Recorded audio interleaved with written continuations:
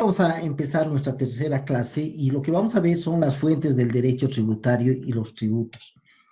Hasta aquí hemos visto inicialmente lo que vienen a ser las características principales de lo que hace al tema de la economía del Estado, donde los tributos juegan un rol importante en cuanto a la generación de ingresos para el sostenimiento del Estado. Luego hemos visto la parte que hace a las principales características de lo que es el código tributario y la interpretación de la norma tributaria. Entonces, ahora en esta clase vamos a ver las fuentes del derecho tributario y los tributos. Cuando hablamos de fuentes del derecho tributario, tenemos que generar y hacer y manifestar que fuente es la base de donde se genera algo, ¿verdad? Cuando hablamos de fuente de agua, es de donde emana el agua. Cuando hablamos de fuente del derecho, es de donde emana el derecho. Y cuando hablamos de fuentes del derecho tributario, es de donde emana el derecho tributario, ¿verdad? Entonces, ¿de dónde surge el derecho tributario? ¿De dónde nace el derecho tributario? Para poder comprender y un poco tener clara esta parte, tenemos que ver inicialmente que en el derecho en general existen cuatro fuentes. Cuatro fuentes. Déjenme un minutito.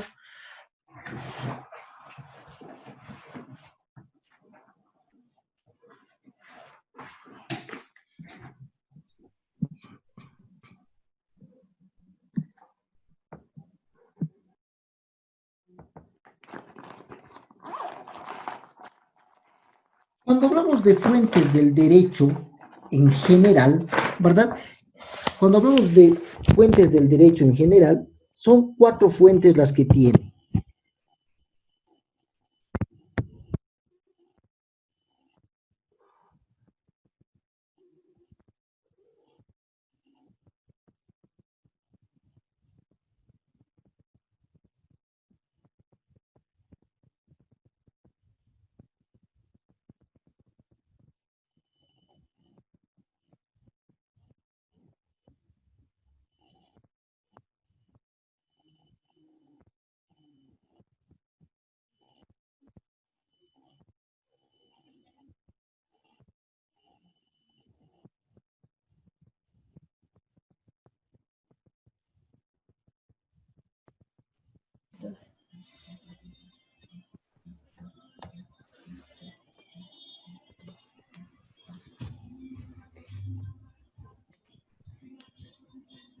Ya sé quién te lo editaba entonces.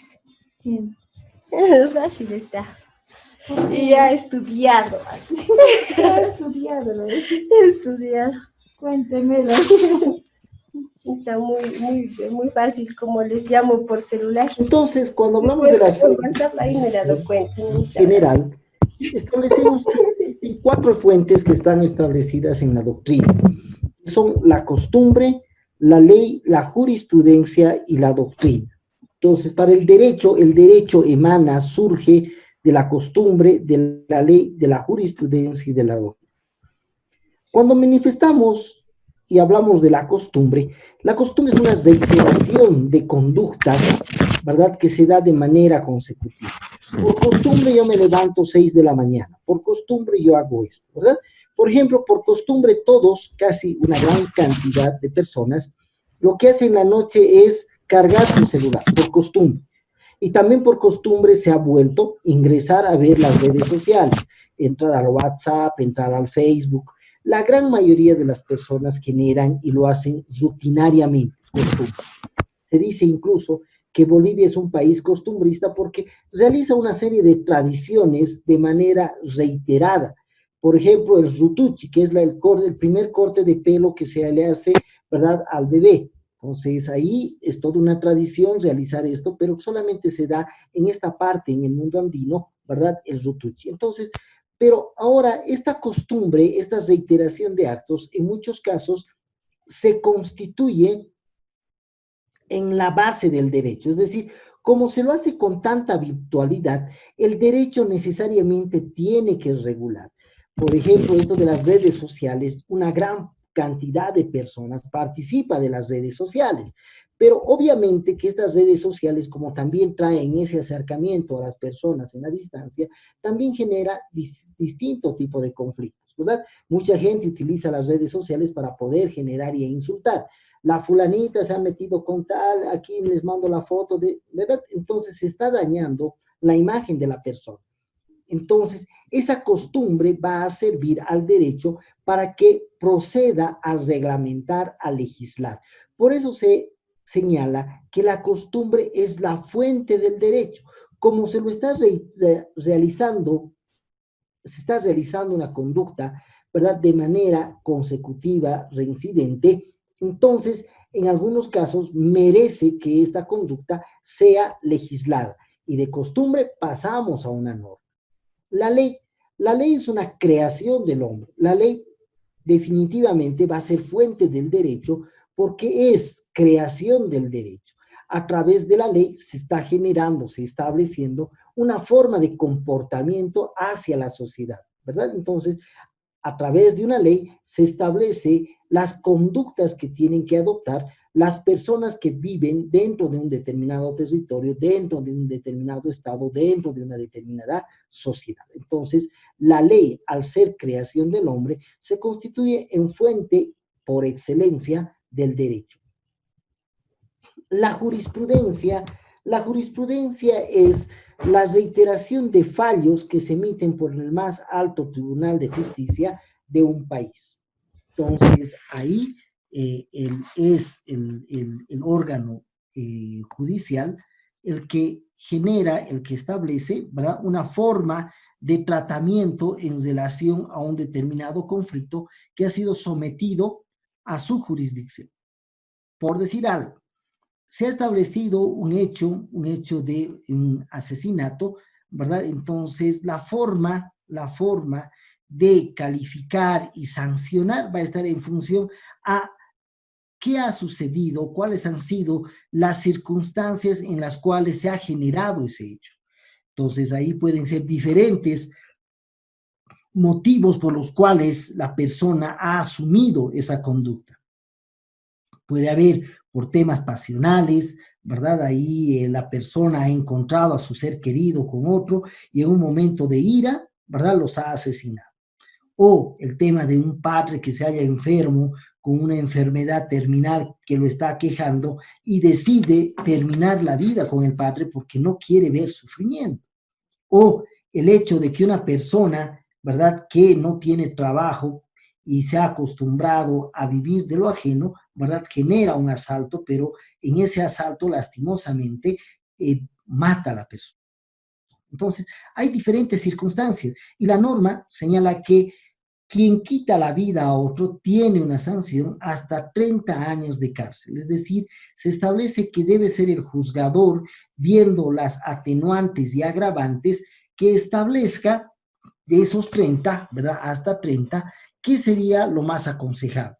Sería 10 años, 20 años, 30 años, ¿verdad? Por ejemplo, en el tema de feminicidios, la norma expresamente señala que es 30 años sin derecho a indulto. Es decir, esa persona puede haber agravantes, puede haber atenuantes, no interesa. El haber matado a una persona que sea del sexo femenino establece directamente, ¿verdad?, la pena de 30 años. Entonces, hay diferentes circunstancias que van a generar. Pero cuando hablamos, por decir algo, de un tema pasional, el hombre ha llegado a su casa con sus flores, con sus chocolates, etcétera, pero ha encontrado a su esposa en un acto de infidelidad. Entonces, fruto de su amor, fruto de su pasión, genera y los mata a ambos. Entonces, pero ahí hay una circunstancia que he mediado. ¿Será correcto que se sancione a esa persona con 30 años? Puede ser que no, y ahí en ese tema de ver atenuantes y agravantes, puede ser el Tribunal Supremo de Justicia que establezca que no corresponde 30 años, sino solamente 20 años, ¿verdad? Entonces, cuando se presenta otra situación similar, entonces será de igual manera ya no 30 años, sino 20 años. A eso se denomina jurisprudencia, es decir, la reiteración de fallos similares en relación a una determinada situación. esta jurisprudencia se constituye fuente del derecho tributario. ¿Por qué? Porque la ley dice que por el asesinato se debe generar hasta 30 años, pero es el ente juzgador quien está estableciendo que para diferentes conductas no va a ser los 30 años, sino va a ser 20 años. Entonces se está generando derecho y por eso la jurisprudencia es fuente del derecho. La doctrina son posiciones fundamentadas por entendidos en el ámbito del derecho. Entonces, son personas que, producto del conocimiento que tienen, generan y establecen de manera fundada determinadas situaciones que en el futuro se pueden constituir en normas. Tenemos a la Luna, ¿verdad?, como un satélite de la Tierra, pero alguien, una persona entendida en el derecho, puede cuestionarse sobre la propiedad de la Luna. Ha habido una persona en Francia que ha iniciado un proceso judicial alegando ser propietario de la Luna y ahí la ha reclamado como parte de sí.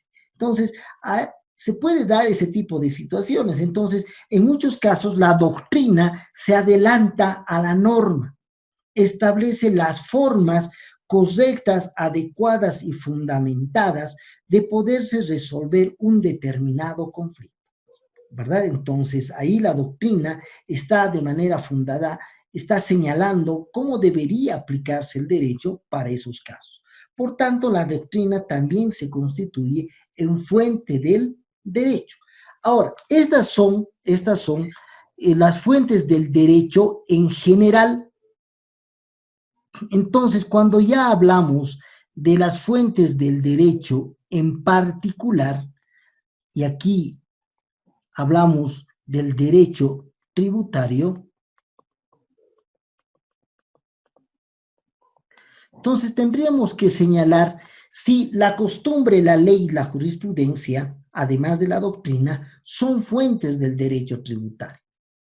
Por costumbre se podrá generar tributos y definitivamente aquí señalamos que la doctrina jamás va a ser fuente del derecho tributario. ¿Sí? Nadie por costumbre va a pagar un tributo, nadie por costumbre se va a generar una carga social, una carga tributaria, perdón, ¿verdad? Entonces, por tanto, la costumbre jamás va a poder generar un tributo. A nadie le gusta pagar tributos. Entonces, no se va a generar ninguna situación, ¿verdad?, por la cual de manera habitual se genere este tipo de conductas. Entonces, ahí quedamos que por ningún caso, ¿verdad?, la costumbre va a ser fuente del derecho tributario. La ley sí es fuente del derecho tributario, es más, siempre se habla del principio de legalidad. Solamente puede haber tributos, ¿verdad?, en base a una ley previa. Por tanto, la ley sí va a ser siempre, es la característica fundamental, ¿verdad?, del derecho tributario que se constituye en fuente del derecho tributario.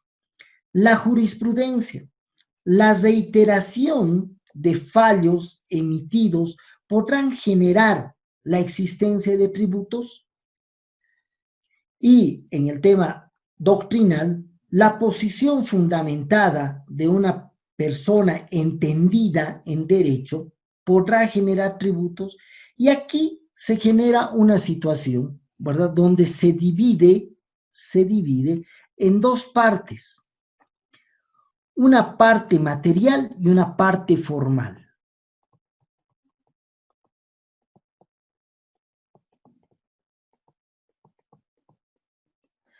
En la parte material, definitivamente vamos a reconocer que tanto la jurisprudencia como la doctrina jamás se van a constituir en fuentes del derecho.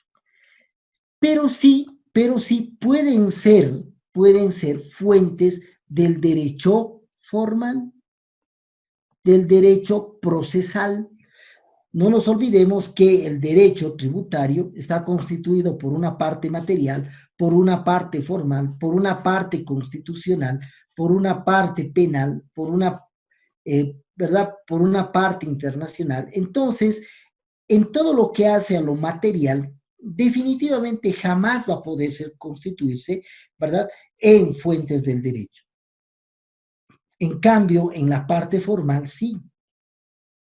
Y aquí, en esta parte, ¿verdad? Se ha generado una gran discusión porque el Código Tributario señala que solo la ley es fuente del derecho tributario. Pero eso nos dice nuestro Código Tributario, pero tenemos que tener en cuenta que de manera genérica también la jurisprudencia y la doctrina es fuente del derecho, ¿verdad? Y si bien no va a ser fuentes del derecho material, sí puede ser parte del derecho formal, al igual que la doctrina. Entonces hay que hacer esta diferencia al momento de comprender el uso que se va a dar a estas dos fuentes del derecho en general, como son la jurisprudencia y la doctrina. Lastimosamente, la redacción del Código Tributario no es la más adecuada, pues en otras legislaciones hablan expresamente de lo que es la fuente primaria y la fuente secundaria.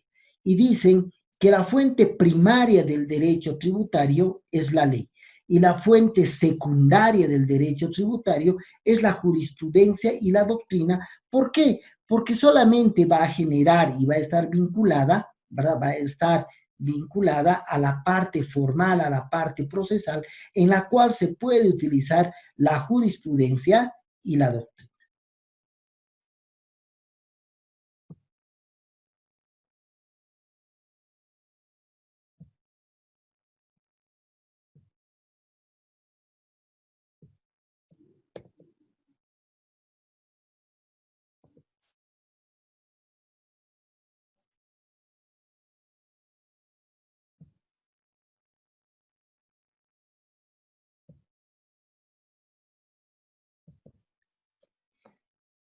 Volviendo a lo que es esta parte de las fuentes del derecho tributario, el Código Tributario establece ahí que las fuentes del derecho tributario fundamentalmente va a ser la ley y en función de ello nos habla de la prelación normativa y el derecho supletorio.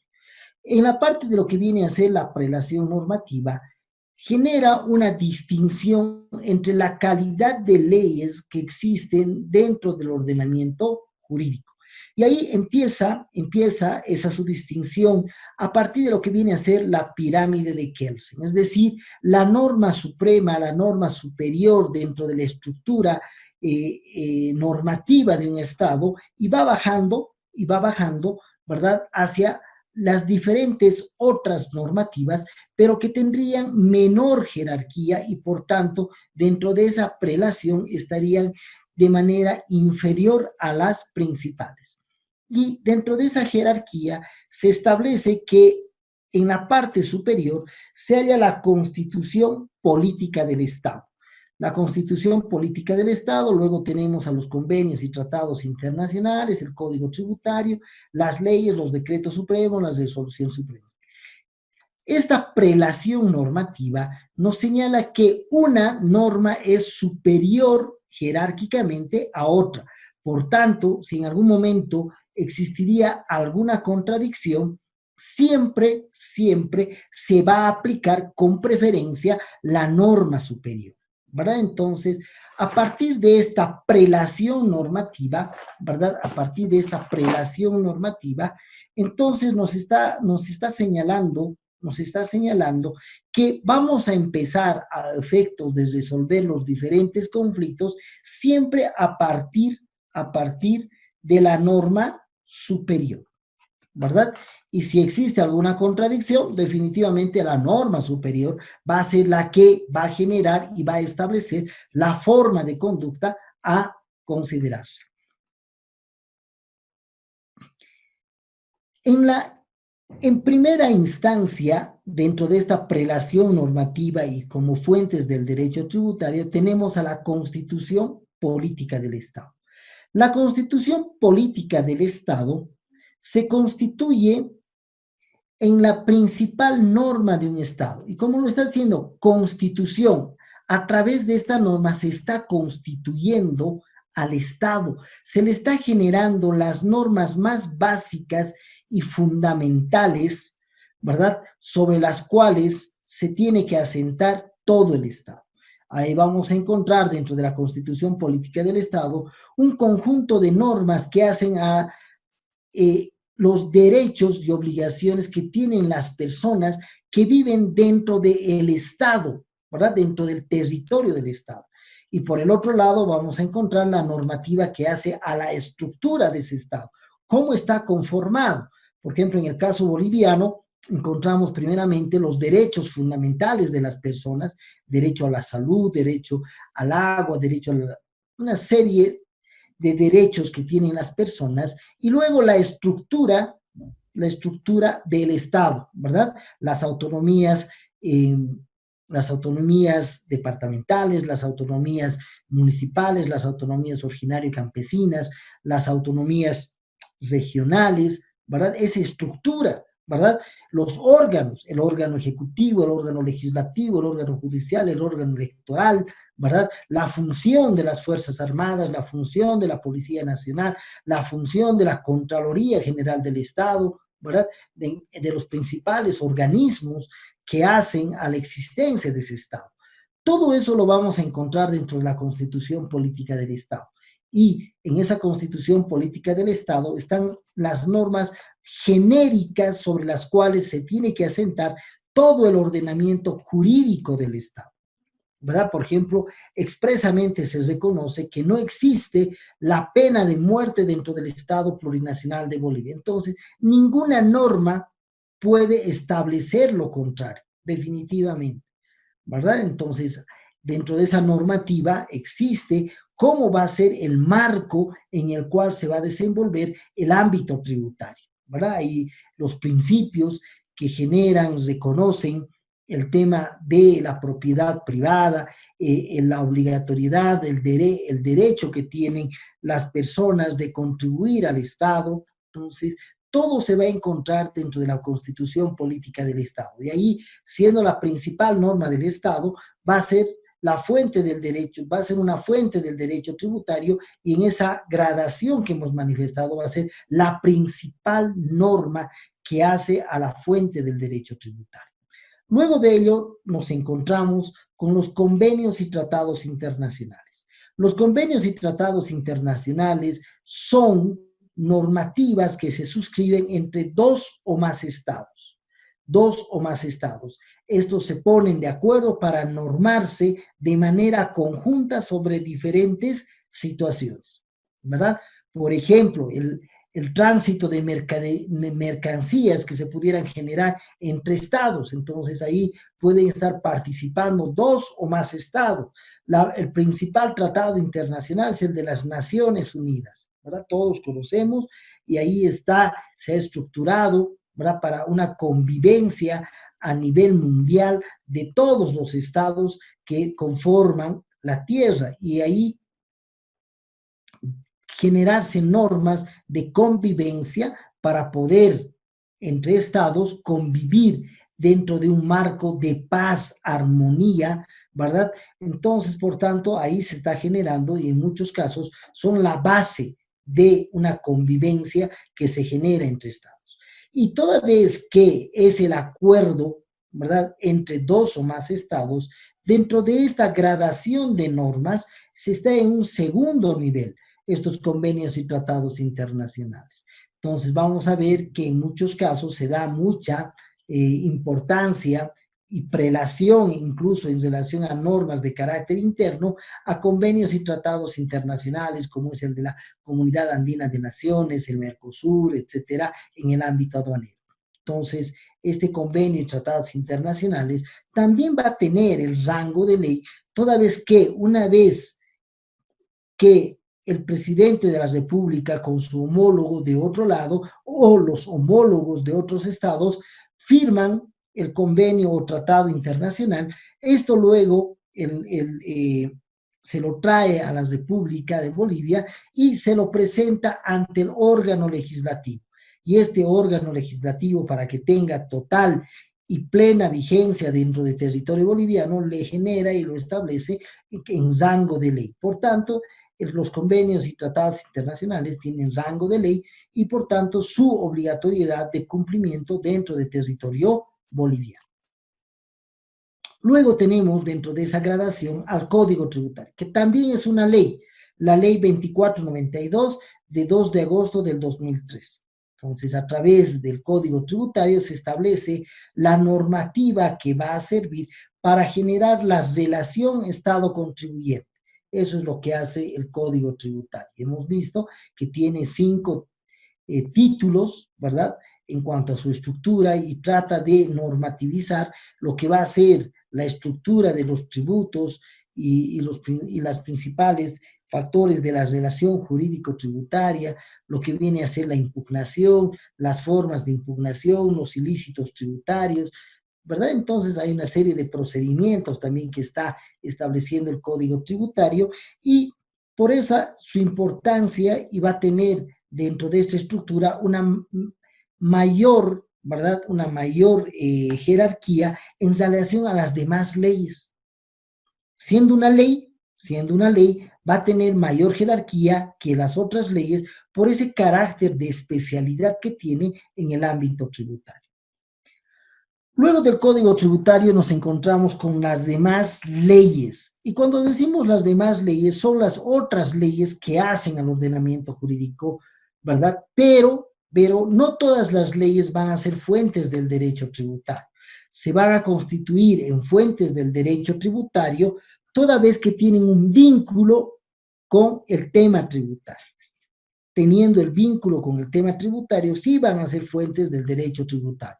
Por decir algo, el tema de la ley de lo que hace a el feminicidio, ¿verdad? Esta ley del feminicidio no tiene ningún vínculo tributario, por tanto jamás va a ser fuente del derecho tributario. Se va a constituir una ley en fuente del derecho tributario en la medida que tenga una vinculación con algún tema de orden tributario. Si no, caso contrario, no es fuente del derecho tributario. Luego tenemos debajo de las leyes a los decretos supremos. Y aquí tenemos que hacer una aclaración. Los decretos supremos no son leyes. Los decretos supremos tienen una característica particular, porque las leyes son generadas, ¿verdad? Son generadas por el órgano legislativo. En cambio, los decretos supremos son generadas por el órgano ejecutivo. ¿Cuál es la vinculación del decreto supremo para que se constituya en una fuente del derecho tributario?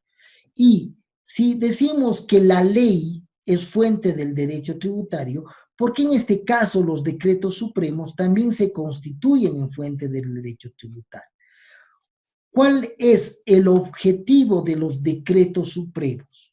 ¿Qué hacen los decretos supremos dentro de la estructura normativa de un Estado?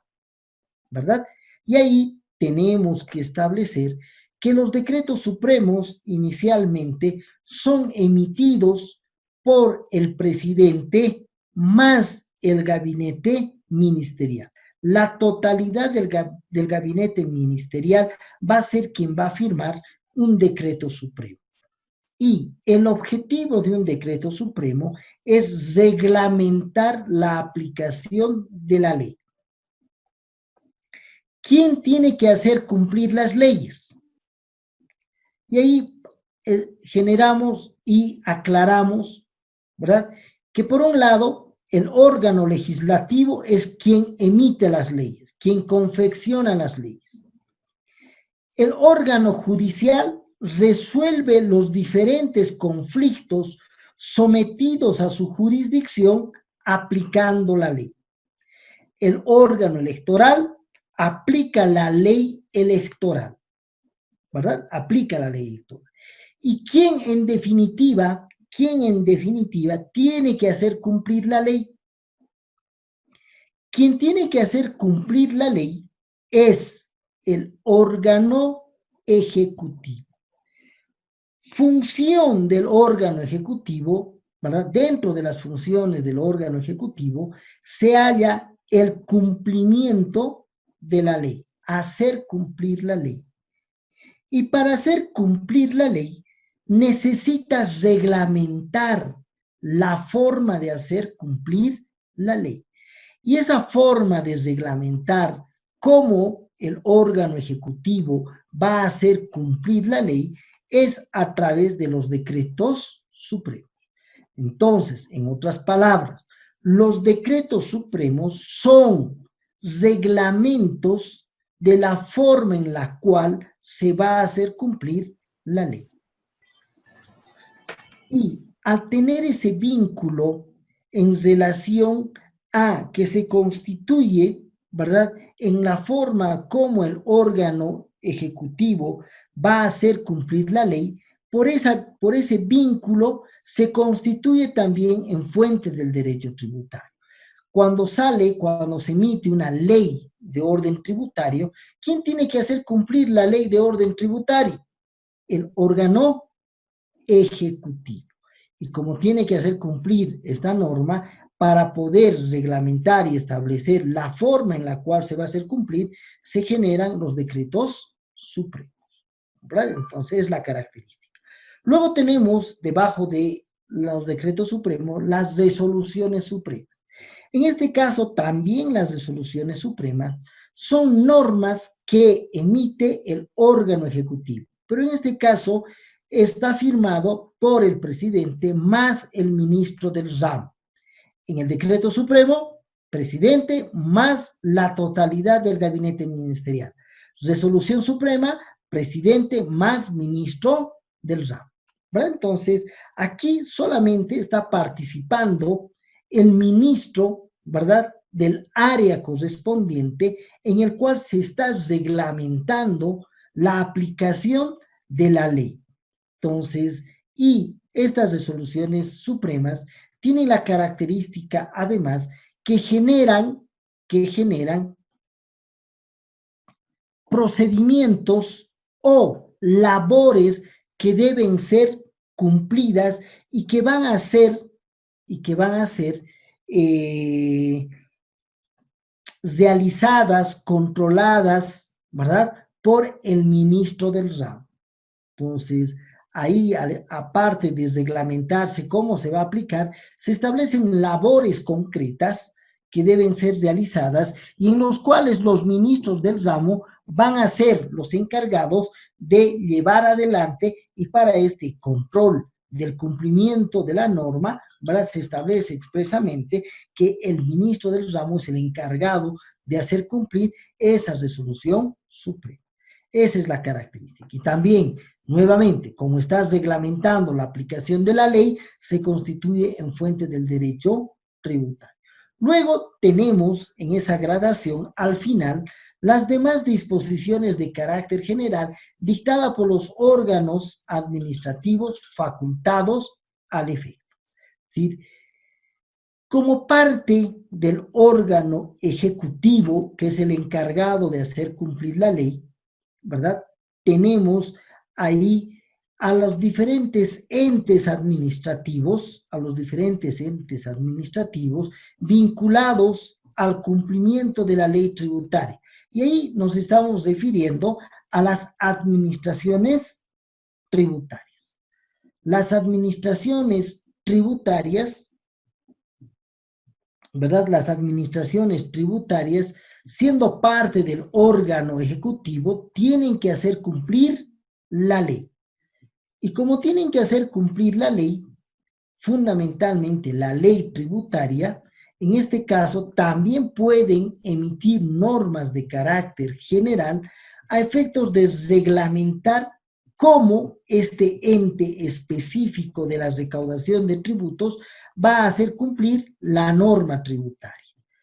Entonces, estas disposiciones de carácter general dictadas por los entes administrativos tributarios, ¿verdad?, van a encontrarse en la parte final de esta estructura normativa, ¿verdad?, que se constituyen en fuente del derecho tributario. Y ahí volvemos a esta estructura, ¿verdad? Entonces, en la cabeza, encontramos a la Constitución Política del Estado, y vamos bajando, están los convenios y tratados internacionales, el Código Tributario, las leyes, los decretos supremos, las resoluciones supremas y las resoluciones administrativas emitidas por las administraciones tributarias. Entonces, esa es la gradación. Vamos a encontrar que la norma principal es la más genérica, la Constitución Política del Estado. La Constitución Política del Estado es una norma totalmente genérica, porque no está establecido para un caso, ¿verdad?, independiente, individualizado, sino es para todo. En cambio, cuando nos bajamos a la parte de abajo, en la parte final vamos a encontrar a las resoluciones administrativas, donde sí, contrariamente, está de manera individualizada la forma en la cual se va a aplicar la norma tributaria, ¿verdad? Ahí están los diferentes reglamentos, reglamentaciones que se generan en relación a la aplicación de la norma legal tributaria. De manera específica, de manera particularizada, vamos a encontrar. Pero resulta que, pese a que es una norma particular, específica, ¿verdad? Sin embargo, en relación a la Constitución Política del Estado, que es una norma genérica, tiene menor, ¿verdad?, menor prelación normativa, tiene menor jerarquía normativa. Definitivamente, el tema es cuanto más genérica, más arriba está, ¿verdad? Va a tener mayor valor que a las normas que se están generando de manera particularizada. Y cuando se resuelve un conflicto, siempre vamos a resolver el conflicto aplicando la norma de mayor jerarquía.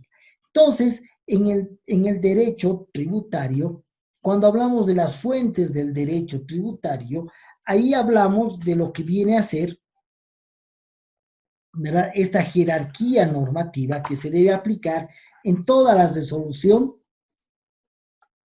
de los conflictos de orden tributario, empezando por la Constitución Política del Estado, luego los convenios y tratados internacionales, el Código Tributario, las leyes, los decretos supremos, las resoluciones supremas y las demás disposiciones de carácter general emitidas por las administraciones tributarias, que son resoluciones administrativas conocidas como resoluciones normativas de director, RNDs.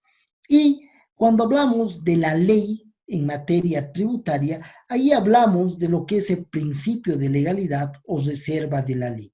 Principio de legalidad que solamente los tributos pueden ser creados a través de una ley.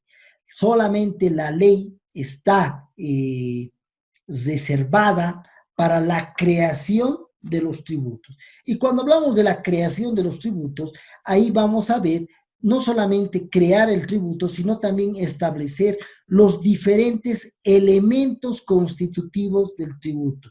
Y nos estamos refiriendo al hecho generador, los sujetos de la relación jurídica tributaria, la base imponible, las alícuotas, exenciones, etcétera, ¿verdad? Entonces, todos estos elementos que configuran la existencia del tributo, ¿verdad?, solamente pueden ser establecidos a través de una ley.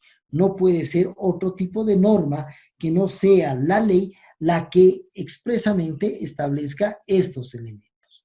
Y a todo esto conocemos como el principio de legalidad, donde vamos a empezar siempre por la norma superior para la resolución de cualquier conflicto. Estos son las fuentes del derecho tributario, de dónde emerge el derecho tributario. Entonces, por tanto, fundamentalmente y principalmente de la ley. Y en los aspectos formales y procesales, además se puede considerar como fuente del derecho tributario la jurisprudencia y la doctrina.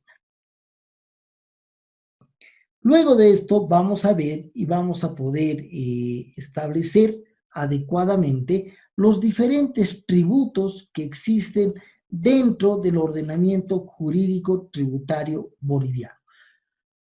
Para poder establecer qué son los tributos, nos vamos a referir fundamentalmente a lo establecido por el propio Código Tributario. Si hemos señalado por el principio de legalidad ¿verdad? Tiene que ser la ley que nos diga qué es un tributo. Y ahí el Código Tributario, en su artículo 9, nos genera y nos señala qué son los tributos. Y expresamente establece y dice que son tributos las obligaciones en dinero que el Estado, en ejercicio de su poder de imperio, impone con el objeto de obtener recursos para el cumplimiento de sus fines. ¿Qué nos está diciendo el artículo 9, parágrafo primero, ¿verdad? En relación a qué debemos entender por tributo. Primeramente nos dice que los tributos son obligaciones en dinero. En el ámbito de las obligaciones en general, ¿verdad? Existen obligaciones de dar, hacer y no hacer en el ámbito del derecho, ¿verdad? Entonces, las obligaciones son dar, hacer y no hacer. ¿Qué nos está diciendo este concepto establecido en el Código Tributario? Que los tributos son obligaciones de dar. ¿Qué se tiene que dar? Una suma de dinero. La persona, el contribuyente, a requerimiento del Estado, debe desprenderse de una parte de su patrimonio y otorgar un recurso económico a favor del Estado, ¿verdad? Y en la segunda parte nos señala por qué. Porque el Estado, en ejercicio de su poder de imperio, impone a la persona, ¿verdad? Imponer la fuerza que tiene el Estado para que definitivamente señale y establezca que las personas deben contribuir de parte de su ingreso, de parte de su patrimonio en favor del Estado. Por tanto, tienen que otorgar una suma de dinero a favor del Estado que es exigida por la fuerza que tiene el Estado. Pero luego viene el justificativo de por qué las personas deben someterse a ese poder y en virtud de ese sometimiento cumplir con el pago, ¿verdad?, de la suma de dinero requerida por el Estado. Y ahí nos señala en esta última parte que es impuesta por el Estado para la obtención de recursos para el cumplimiento de los fines del Estado. En otras palabras, están pidiendo que las personas, los habitantes del Estado plurinacional de Bolivia puedan entregar una parte de su patrimonio en favor del Estado, ¿verdad? ¿Pero para qué? Para que el Estado pueda cumplir con sus fines. ¿Y cuáles son los fines más básicos de todo Estado? Salud, educación, infraestructura, seguridad ciudadana. Está diciendo, me das una parte de tus recursos, ¿para qué? Para que como Estado también podamos tener recursos económicos y de esta manera cumplir con salud, educación, infraestructura, seguridad ciudadana en favor de todos los habitantes del Estado plurinacional de Bolivia, ¿verdad? Entonces, así debemos entender el concepto de tributo. ¿Qué es un tributo? Son obligaciones en dinero que el Estado, en ejercicio de su poder de imperio, impone con el objeto de obtener recursos para el cumplimiento de los fines. Ahora, estos tributos se clasifican doctrinalmente en tres. Por eso se habla de la clasificación tripartita del tributo: impuesto, tasa, contribución especial. Entonces, el tributo, ¿verdad?, se clasifica en tres: impuesto, tasa y contribución especial. Pero vamos a ver que aparte, dentro del territorio boliviano, solamente dentro del territorio boliviano, vamos a encontrar una nueva forma de tributo, que es la patente. ¿Qué será? Que en Bolivia hemos descubierto una nueva forma de tributo, aparte de las tres existentes que son el impuesto, la tasa y la contribución especial. ¿Será que la patente tiene su propia naturaleza jurídica distinta al impuesto, distinta a la tasa y distinta a la contribución especial? Vamos a ver que no es de esa manera, sino que la patente responde a una situación muy particular del Estado plurinacional de Bolivia. y definitivamente nos podemos adelantar manifestando que la patente no tiene una naturaleza jurídica propia. Cuando entremos a la conceptualización de la patente, vamos a poder explicar adecuadamente por qué no es una nueva forma de tributo. Sin embargo, se halla reconocida por la estructura del Código Tributario. En conclusión, señalamos que dentro de la clasificación de los tributos, el tributo se clasifica en impuesto, tasa, contribución especial. En otras palabras, el tributo es el género y las clases son el impuesto, la tasa y la contribución especial. ¿Qué es el impuesto? ¿Qué debemos entender por impuesto? Y ahí nos dice que el impuesto es un tributo. Al decirnos que el impuesto es un tributo, ¿qué nos está diciendo?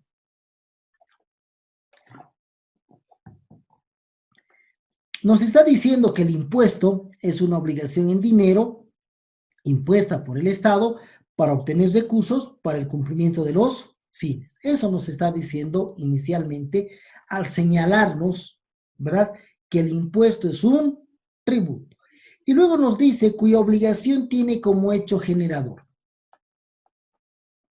¿De dónde emerge,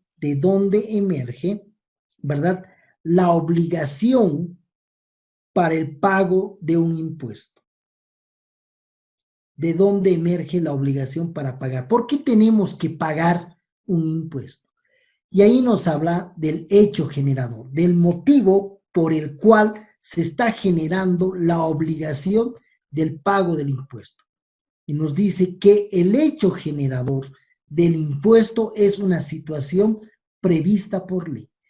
En otras palabras, una ley puede prever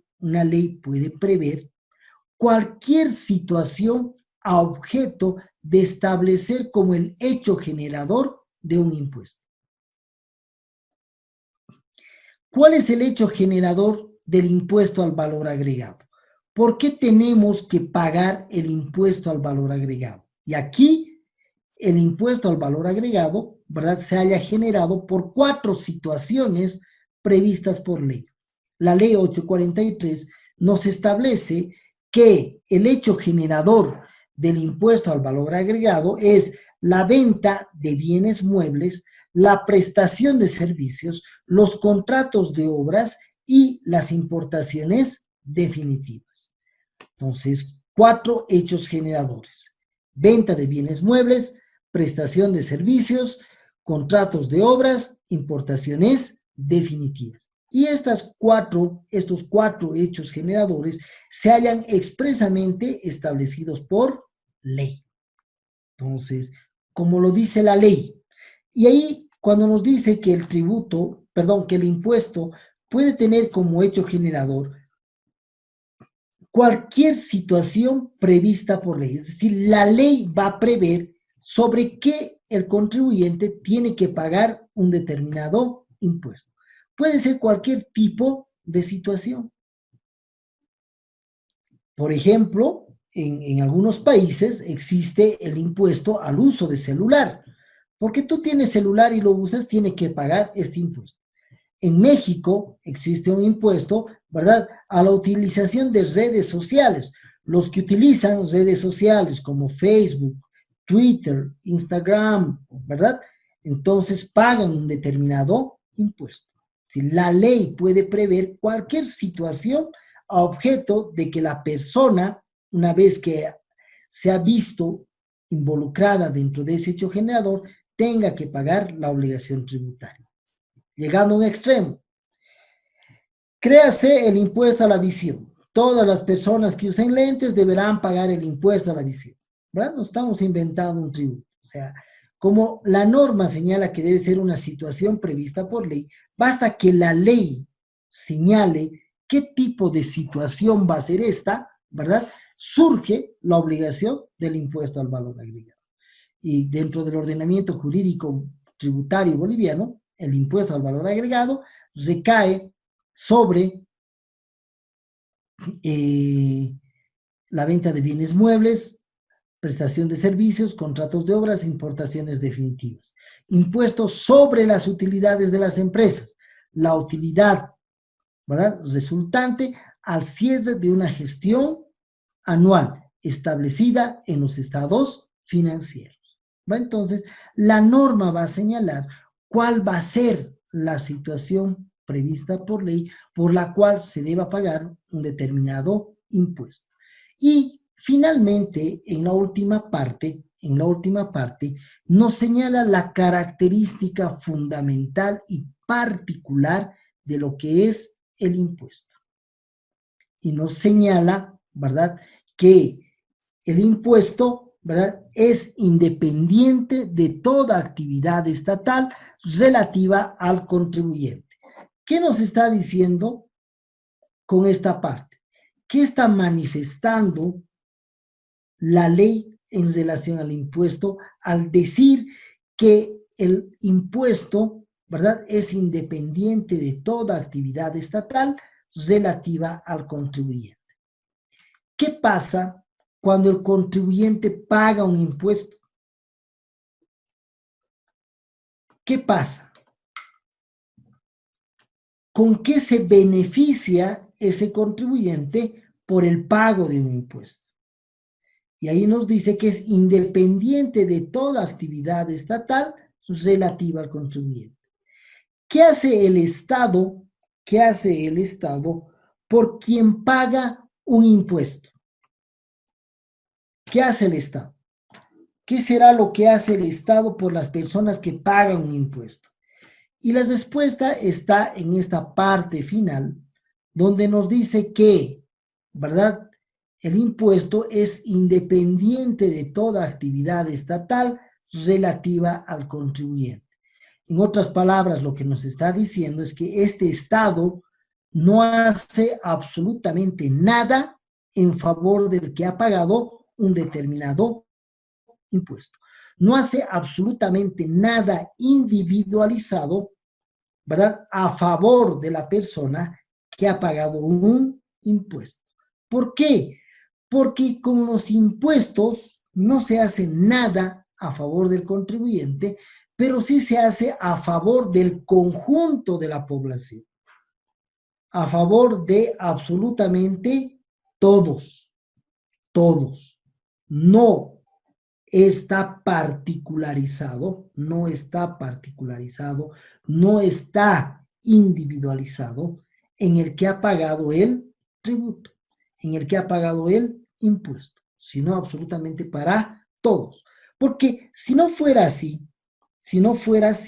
y que es la característica del impuesto en general, ¿verdad?, que es independiente de toda actividad estatal relativa al contribuyente, si no fuera así, los contribuyentes que pagan un determinado impuesto pueden exigir, pueden reclamar, ¿verdad?, que se le haga una determinada actividad a favor de ese contribuyente que pagó un impuesto.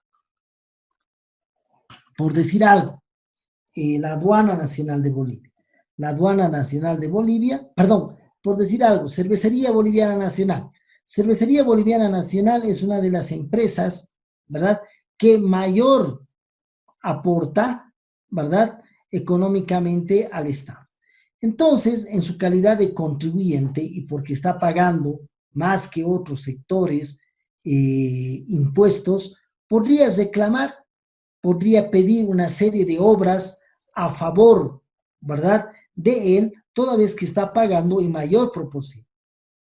Pero aquí la norma le está cerrando esa posibilidad al decirle que el pago de un impuesto es independiente de toda actividad estatal relativa al contribuyente.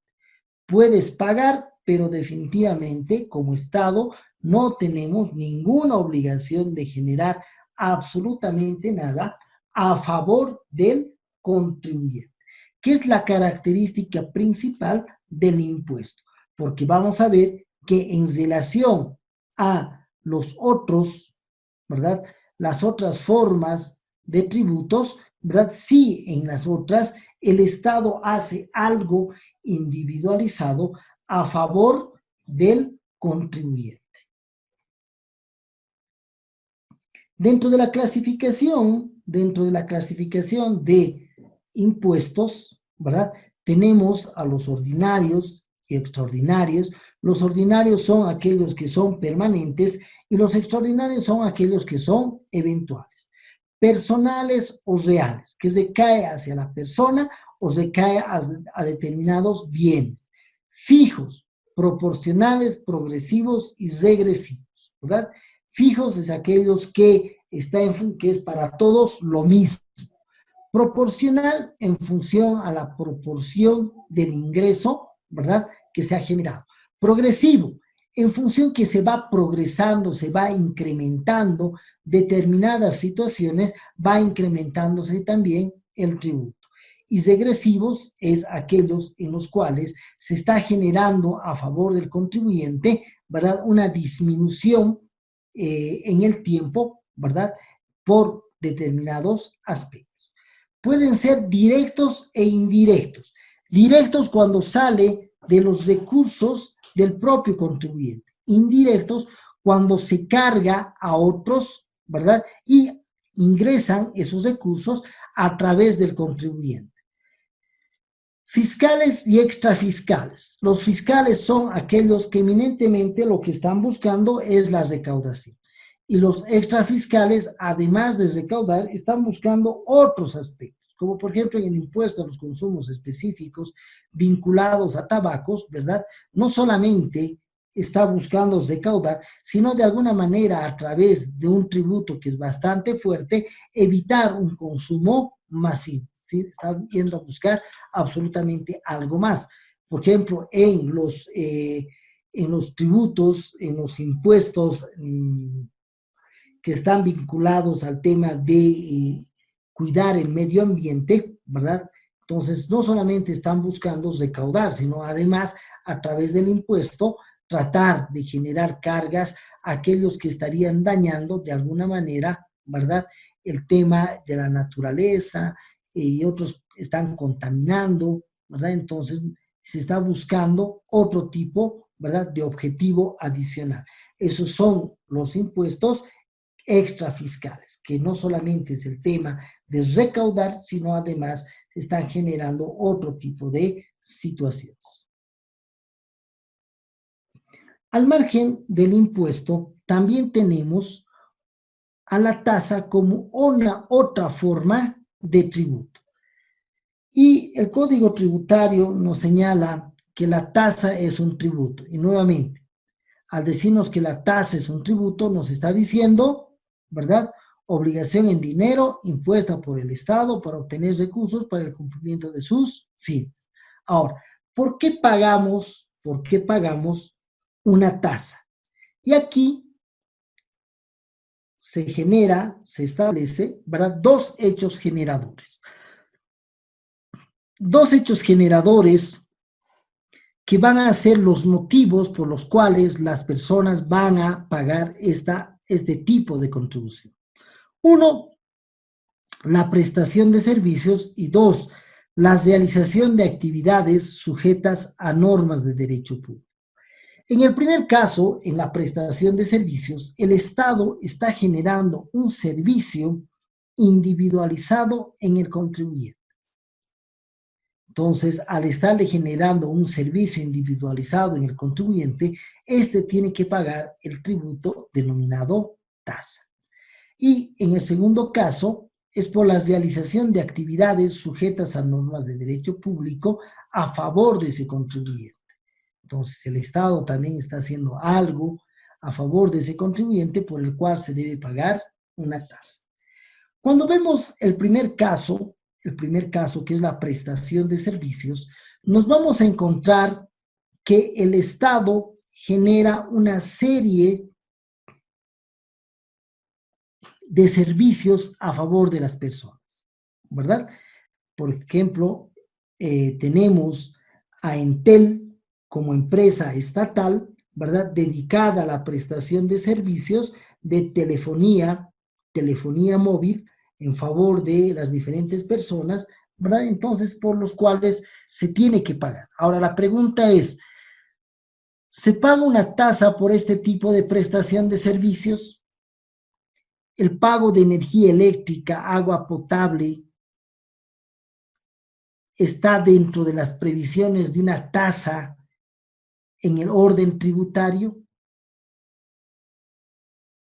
No es así. ¿Sí? Tenemos que discriminar adecuadamente en qué casos por la prestación de un servicio se paga una tasa y en qué casos por la prestación de servicios se paga un precio o se paga una tarifa. Entonces, vamos a pagar una tasa cuando esté vinculada a un ámbito tributario. Es decir, se está pagando por la prestación de un servicio, ¿verdad? Por la prestación de un servicio que está siendo brindada por el propio Estado, pero que va a tener la característica de ser obligatorio. Y al tener esa característica de obligatoriedad, se constituye en un tributo, ¿verdad?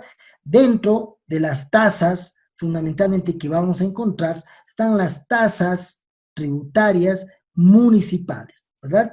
Tasa de aseo, tenemos el tema de alumbrado público, ¿verdad? Por la prestación de un servicio. Se está generando un servicio que está siendo brindado por el gobierno municipal y por tanto debemos pagar la correspondiente tasa. Alumbrado público, aseo urbano, ¿verdad? De carácter de recepción obligatoria. Y entramos ahí a una segunda, ¿verdad? A un segundo hecho generador, que es la realización de actividades sujetas a normas de derecho público. Son actividades que está desarrollando el Estado, pero que están dentro de un marco legal que hace al derecho público y por el cual por esta actividad que está realizando el Estado, se debe pagar una correspondiente tasa. Y ahí tenemos, ¿verdad? En el ámbito municipal, fundamentalmente, lo que viene a ser cuando se saca una línea de BEL, ¿verdad? Se saca la autorización de demolición, la autorización de aprobación de planos. Ahí lo que se está haciendo es, el Estado, a través de uno de sus entes, está generando autorizaciones y al generar autorizaciones, ¿verdad? Se está recayendo en lo que viene a ser el hecho generador de lo que es una tasa. Y por este motivo, ¿verdad? Hay una obligatoriedad y esa prestación de servicios está reservada únicamente a favor del Estado. La recaudación que se genera a través de tasas no debe tener un destino ajeno, sino al servicio o la actividad por el cual se está pagando la correspondiente tasa. Por eso, en esta parte, se tiene que hacer la distinción entre tasa, precio y tarifa. Tasa cuando corresponde a un determinado tributo. Tarifa cuando el Estado regula los precios, ¿verdad? De los distintos servicios que genera el propio Estado. Y finalmente tenemos también la realización de actividades sujetas a normas de derecho público, ¿verdad? Entonces ahí la recaudación va a ir directamente a ese tipo de actividades por los cuales el Estado, ¿verdad?, está inmerso dentro de lo que viene a ser las normas de derecho público. Entonces, en este caso, concluimos, ¿verdad? Sí vemos que el Estado está haciendo algo a favor del contribuyente. En el primer caso le está prestando un servicio. Y como le está prestando un servicio, el contribuyente debe pagar. En el segundo caso, está realizando una actividad sujeta a normas de derecho público y como le está generando una actividad hacia ese contribuyente, este contribuyente debe proceder al pago de la tasa correspondiente, ¿verdad? Entonces, hay una relación entre el Estado que está haciendo algo individualizado a favor de ese contribuyente.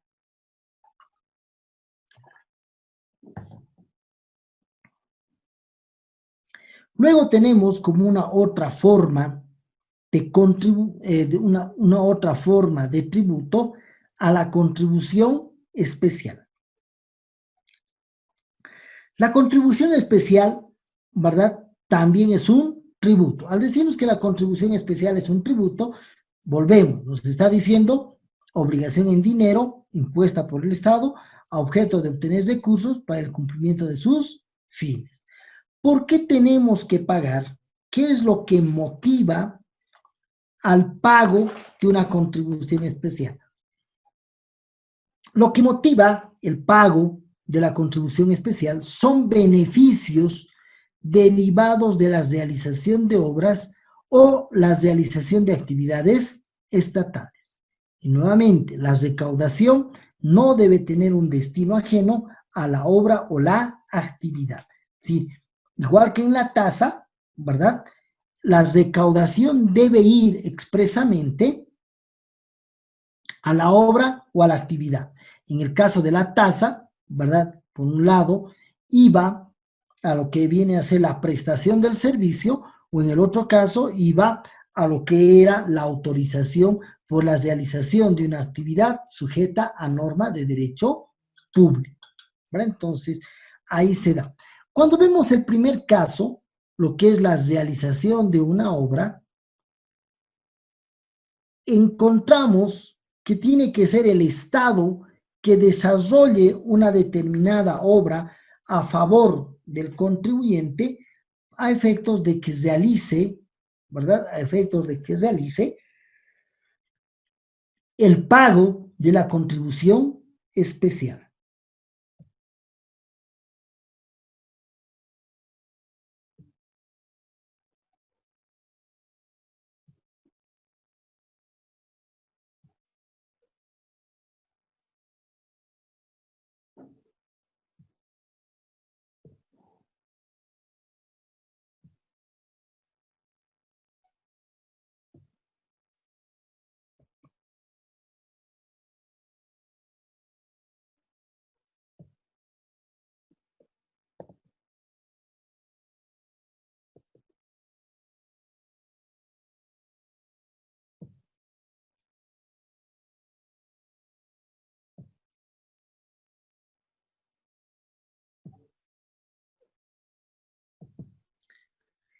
Cuando vemos en esta primera parte de lo que viene a ser las contribuciones especiales y hacemos esta distinción entre lo que viene a ser contribuciones especiales por la realización de una obra, ¿verdad? Cuando hablamos de la realización de una obra, nos están señalando que tiene que hacerse una obra a partir del Estado. Aquí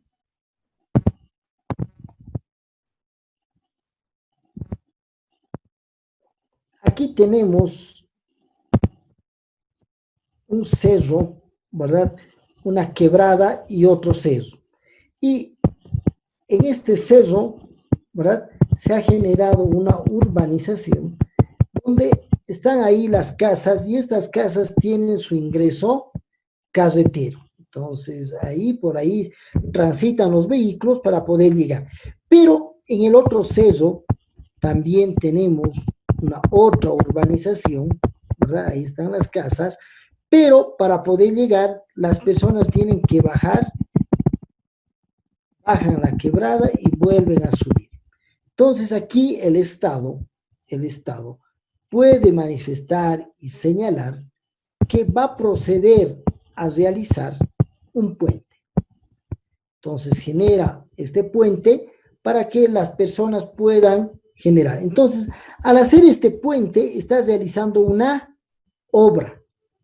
Y ahí, a partir de ahí, estos propietarios van a poderse ver beneficiados, ¿verdad?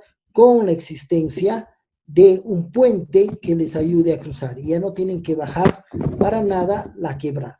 Entonces, les están realizando una obra y por esta obra tienen que pagar una contribución especial. ¿Quiénes van a pagar la contribución especial? la totalidad de los propietarios, ¿verdad? De esa urbanización, porque se están viendo beneficiados, con esta obra y por tanto, al obtener un beneficio, definitivamente tienen que pagar, ¿verdad? Por esta contribución especial. ¿Qué contribuciones especiales por la realización de obras conocemos hoy en día? Lastimosamente, producto de la recuperación de la democracia en Bolivia, se considera que es obligación de el Estado poder generar todas las obras a favor de los contribuyentes, a favor de las personas que habitan el Estado plurinacional de Bolivia. Este ejemplo, el puente. Si nos dicen que nosotros, en nuestra calidad de propietarios de los bienes inmuebles que están situados, ¿verdad?, en esta urbanización que se está viendo beneficiada con este puente, ¿verdad? Si nos dicen que tenemos que pagar una contribución especial, ¿lo vamos a pagar? No, la gran mayoría va a decir que es obligación del Estado generarnos el puente. Al fin y al cabo, para eso pagamos nuestros impuestos, ¿no ven? Entonces, ahí se genera esta situación, que las personas consideran que al pagar impuestos se está generando una obligación del Estado para que nos haga obras. Por esa situación es de que lastimosamente hoy en día no vamos a encontrar contribuciones especiales, ¿verdad?, por la realización de obras. Porque en el momento en que la gobernación, el gobierno autónomo municipal nos exija el pago de una contribución especial por la realización de las obras, inmediatamente se va a acudir a realizar una serie de acciones, ¿verdad?, en contra de este cobro de tributos. Bloqueos, marchas, etcétera, ¿verdad?, que van a alentar el no pago de este tipo de obligaciones. Por eso los gobiernos municipales fundamentalmente han empezado a ver mecanismos que pudieran favorecer, que pudieran ayudar, ¿verdad?, a imponer contribuciones especiales. Pero estas contribuciones especiales, ¿verdad?, se han vuelto de carácter amañado, camuflado,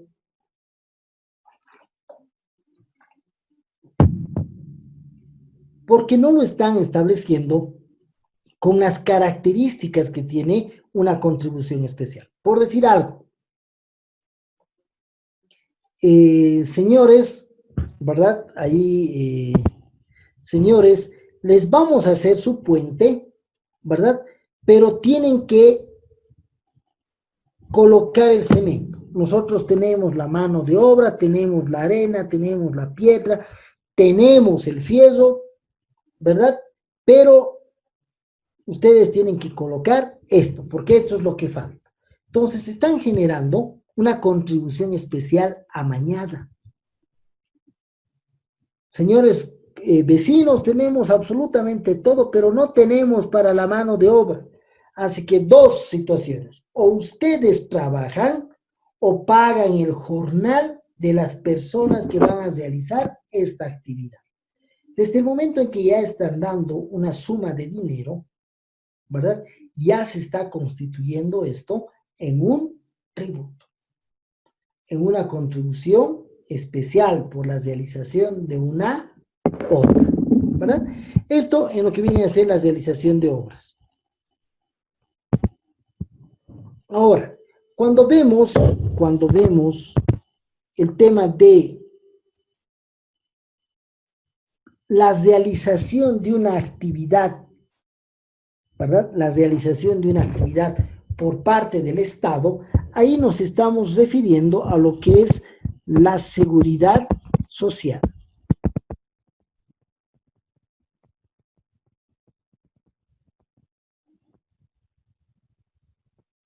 En la seguridad social tenemos corto plazo, largo plazo. Corto plazo, enfermedad, maternidad, riesgo profesional.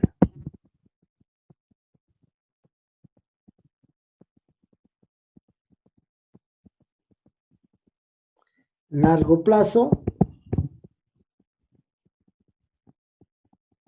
renta jubilatoria.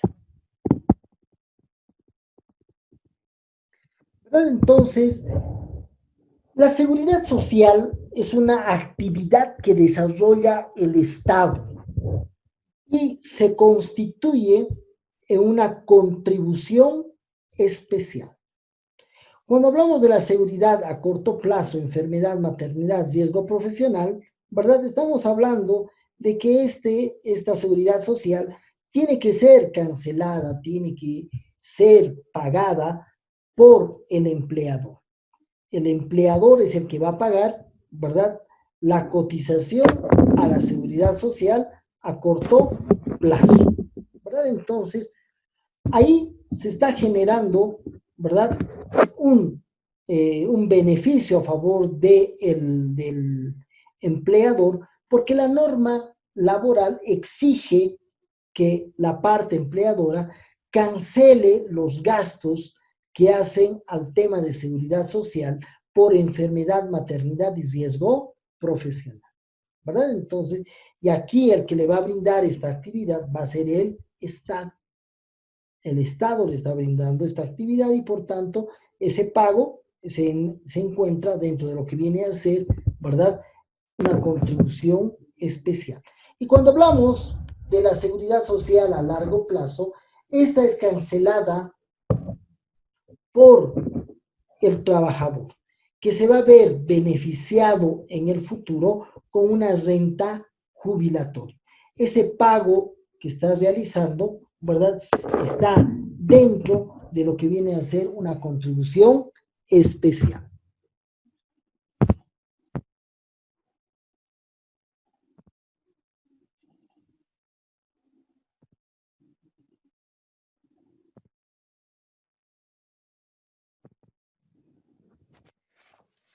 Y ahí tenemos, ¿verdad?, que la contribución especial recae sobre la realización de obras, realización de actividades y que la recaudación no debe tener un destino ajeno a la obra o a la actividad que se está desarrollando. Y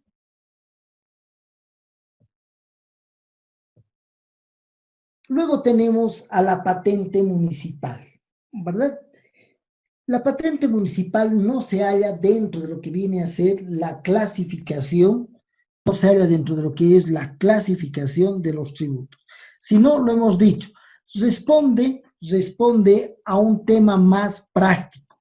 En la Constitución Política del Estado de 1967 se establece a la patente municipal como una forma de ingreso de los gobiernos municipales.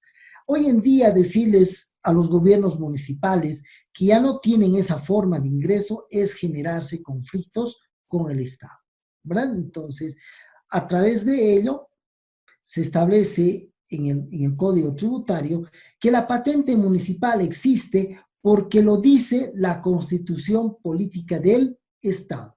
No es que dentro de territorio boliviano se ha procedido a descubrir una nueva forma, una nueva clase de tributo, sino definitivamente porque lo dice la Constitución Política del Estado, existe la patente municipal. ¿Cuál es el hecho generador para la existencia, ¿verdad?, para la existencia de la patente municipal? El uso o aprovechamiento de bienes de dominio público, o dos, la obtención de autorizaciones para la realización de actividades económicas. En otras palabras, vamos a pagar la patente municipal, uno, por el uso o aprovechamiento de bienes de dominio público, o dos, por la obtención de autorizaciones para la realización de actividades económicas. Para el primer caso, para el primer caso, lo que viene a ser el uso o aprovechamiento de bienes de dominio público, por un lado, ¿verdad? Tenemos que esto tiene que ser porque se está utilizando, se está aprovechando bienes de dominio público. Y ahí vamos a encontrar lo que viene a ser, ¿verdad? La patente, ¿verdad? A los letreros públicos, ¿verdad?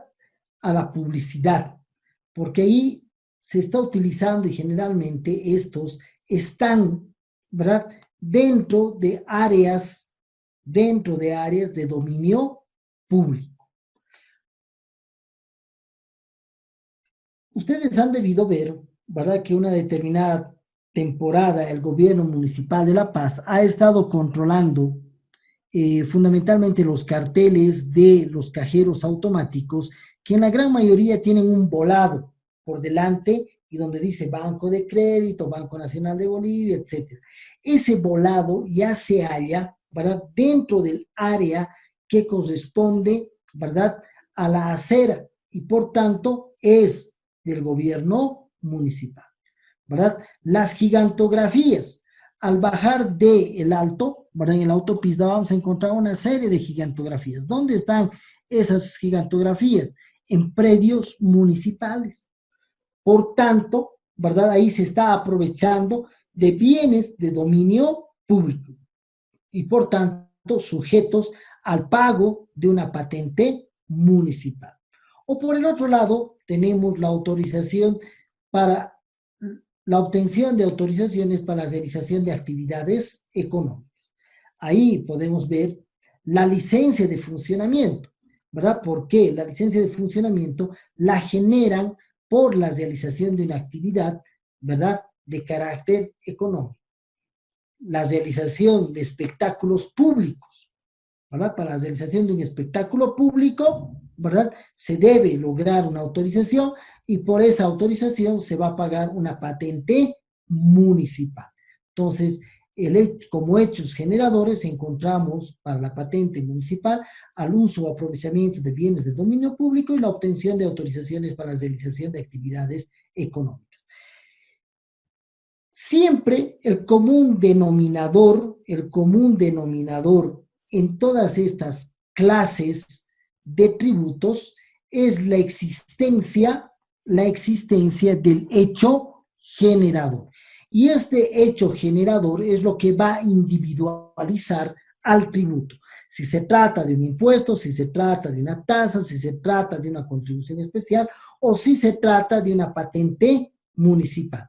El impuesto va a tener como un hecho generador una situación prevista por ley.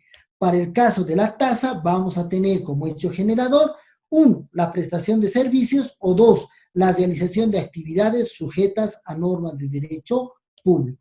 Para una contribución especial, vamos a tener como hecho generador beneficios derivados de la realización de obras o la realización de actividades estatales. Y finalmente, para la patente municipal, vamos a tener como hecho generador el uso o aprovechamiento de bienes de dominio público o la obtención de autorizaciones para la realización de actividades económicas, ¿verdad? Entonces, siempre vamos a encontrar que las diferentes clases de tributos van a tener sus propios hechos generadores. Y cuando vemos la patente municipal y decíamos que es un ente eminentemente práctico, en realidad la patente municipal no es otra cosa que una tasa, pero con la característica, ¿verdad?, que en la tasa, en la parte final, nos decía que la recaudación no debe tener un destino ajeno al servicio o la actividad. En cambio, en la patente, ¿verdad?, el pago que se realiza no necesariamente va a ser utilizado solo, ¿verdad?, en la autorización que se está generando por el uso o aprovechamiento de bienes de dominio público o por la obtención para la realización de actividades económicas, ¿verdad? Entonces, solamente es la característica fundamental entre la patente municipal y la tasa, ¿verdad?, el uso que se va a dar de los recursos económicos de la recaudación. En el caso de la tasa, no puede tener un destino ajeno, no puede tener un destino ajeno, ¿verdad? A, al servicio o la realización de la actividad. En cambio, en lo que viene a ser la patente municipal, no se señala de esa manera.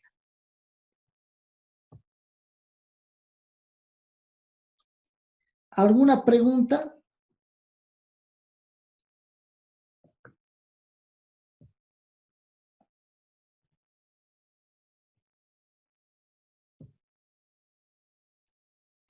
¿Preguntas?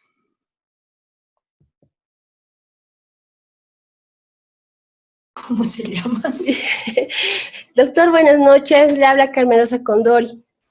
Doctor, quería hacerle una consulta. Con el decreto supremo 4298, que se ha creado el monotributo, por así decirlo, al apoyo al emprendimiento, ¿se estaría contradiciendo con el Código Tributario? Se podría decir, porque mencionan que los tributos tienen que ser creados por ley, ¿verdad?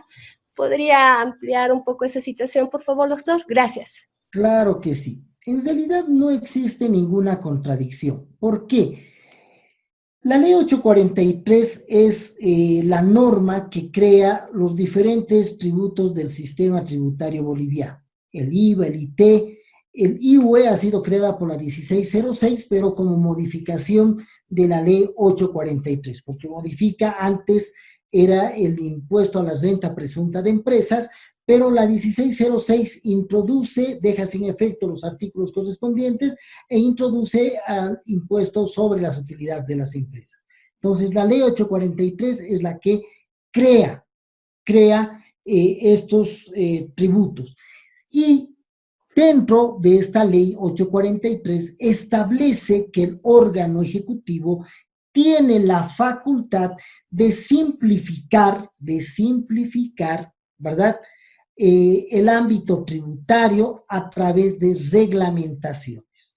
Es decir, como tú tienes que cobrar el IVA, el IT, el IUE, el ICE, el RCIVA, etcétera, tienes la posibilidad, tienes la facultad de sintetizar, simplificar esa situación. Bajo esa determinación que se halla en la ley 843, donde le están entregando esa atribución al órgano ejecutivo, en base a ello, inicialmente se ha creado, ¿verdad?, el régimen simplificado. Si nosotros revisamos, el régimen simplificado está creado a través de un decreto supremo, en el cual se ha establecido que para los comerciantes minoristas y para los artesanos, ¿verdad?, se va a generar este monotributo donde se está simplificando el pago del IVA, el pago del IT y el pago del IUE de manera simplificada, ¿verdad?, por las características de los ingresos que tienen estos rubros. En el caso de lo que viene a ser el régimen agrario unificado, lo propio, ¿sí? Son personas que desarrollan actividades agrarias, pero generan ingresos económicos, pero por las características de esos ingresos económicos lo han centralizado en un monotributo denominado régimen agrario unificado, ¿verdad? Y tienen que pagar en uno solo los otros tributos a los que estaban sometidos. Y lo propio sucede también con el régimen integrado, que ha sido creado a través de un decreto supremo por esta facultad de sintetización o simplificación del pago de obligaciones tributarias correspondientes a los diferentes impuestos ya creados. Y lo que han hecho ahora en esa misma línea, ¿verdad?, es crear, simplificar o sintetizar a través de un decreto supremo, ¿verdad?, lo que viene a ser las obligaciones del IVA, IT y UE, en lo que se ha denominado este nuevo régimen especial, el 7RG, ¿verdad?, con sus propias características. Entonces, a través de esta normativa que faculta al órgano ejecutivo poder sintetizar o simplificar el pago de tributos, se ha creado el régimen simplificado, el régimen agrario unificado, el régimen tributario integrado y hoy en día el régimen 7 RG. Entonces no se habría vulnerado absolutamente nada porque solamente es una simplificación en lo que viene a ser el pago de la obligación. En vez de que pagues IVA, IT y IVA, por las características que tú tienes vas a pagar, pero de manera especial y en uno solo.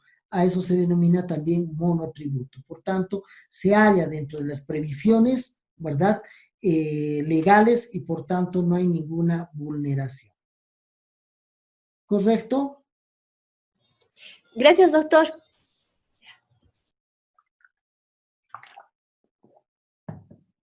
¿Alguna otra pregunta?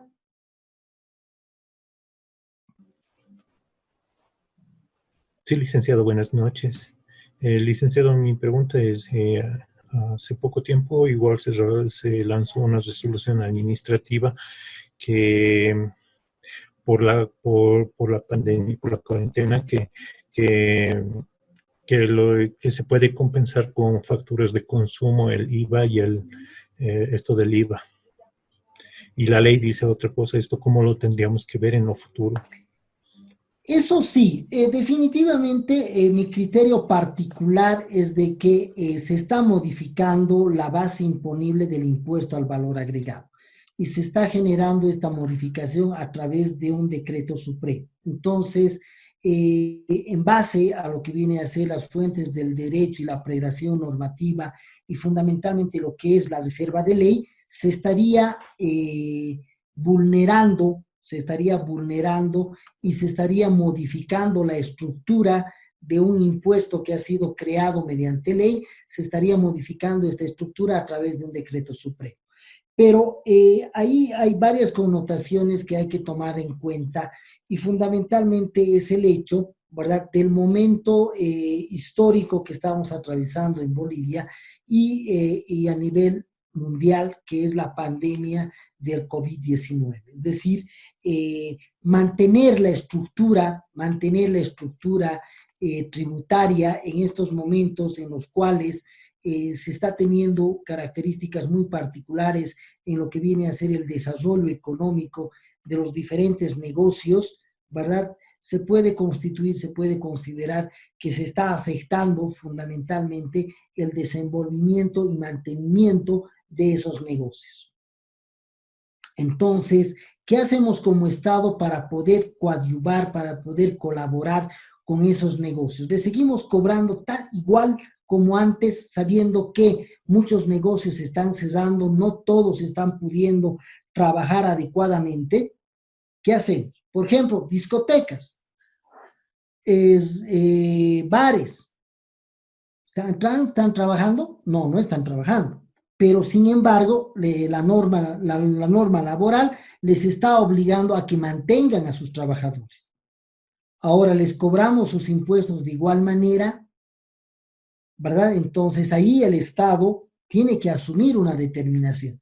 Y si nosotros vemos qué ha pasado en Argentina, qué ha pasado en Perú, qué ha pasado en Chile, ¿verdad? Vamos a ver que en la mayoría de los países europeos, latinos, etcétera, los estados han empezado a modificar el tema tributario porque definitivamente las condiciones no son las mismas, ¿verdad?, del año pasado.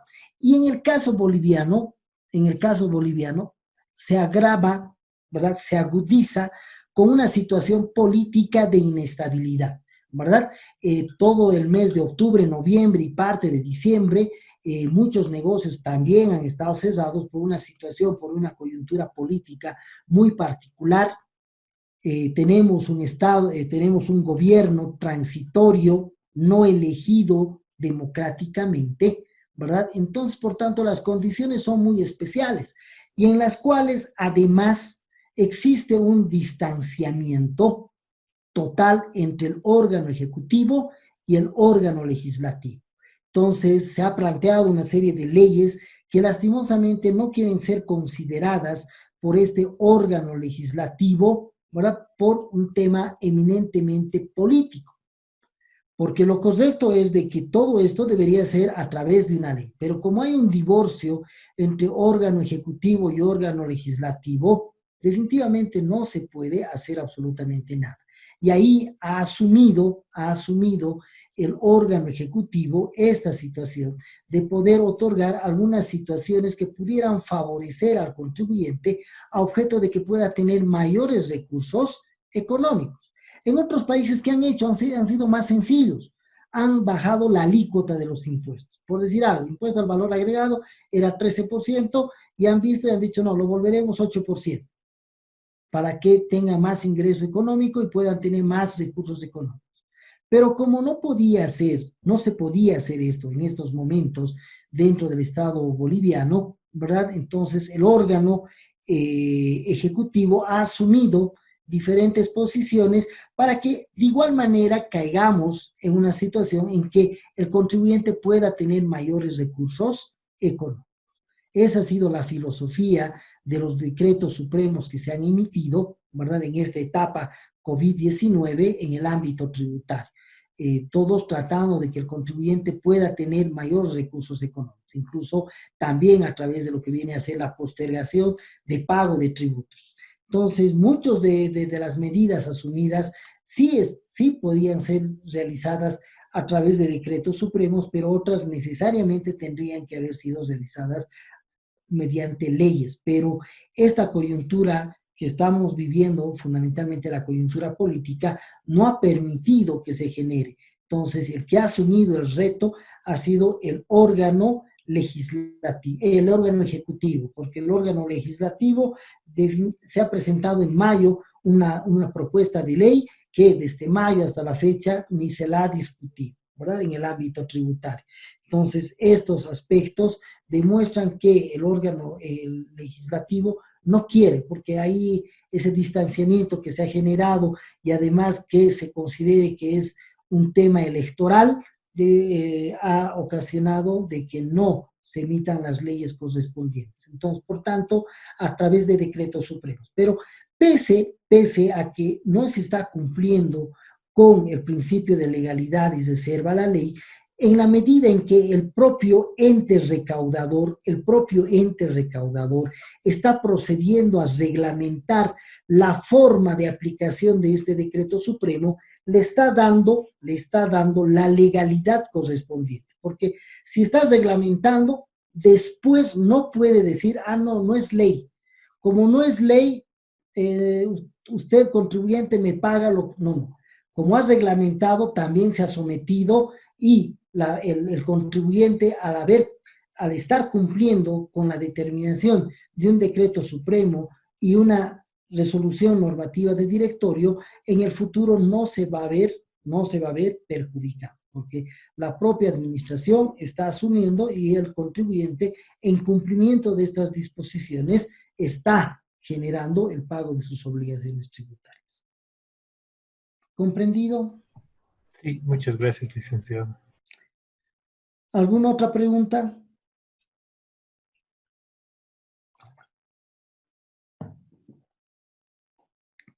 ¿Hay más preguntas?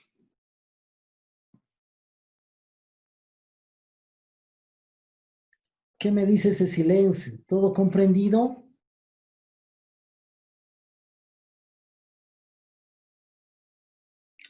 Parece que siguen viendo su novela y nadie responde. No, Licen, está comprendido. Perfecto. Ok, entonces con esto habríamos concluido la clase del día de hoy y estaríamos viéndonos el día lunes. ¿Perfecto? Sí, está bien, licenciado. Ok, entonces, hasta el día lunes. Hasta el día lunes, licenciado. No, Muchas doctor, gracias. Gracias, doctor. Ok. Licenciado. Buenas noches. El día lunes. Licenciado. Hasta el lunes. Hasta luego, Licen. Nos vemos Hasta el lunes, Licen. hasta el lunes. Hasta luego, dice. Hasta luego.